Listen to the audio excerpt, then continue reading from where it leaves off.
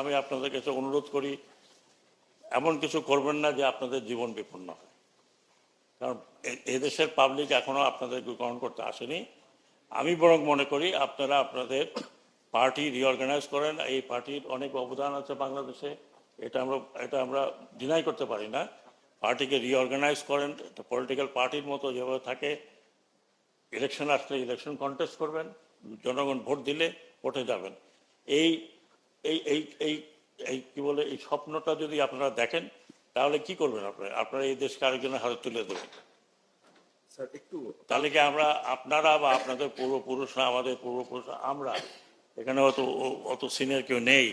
আমরা যে মুক্তিযুদ্ধ করলাম, মারা গেল 30 লক্ষ লোক মারা গেল, সেই 30 লক্ষ লোকের উপরে দাঁড়ায় আপনি দেশকে আরেকজনের হাতে তুলে দেবেন। আমি খালি অনুরোধ করি যে আর যা করেন এটা করবেন না।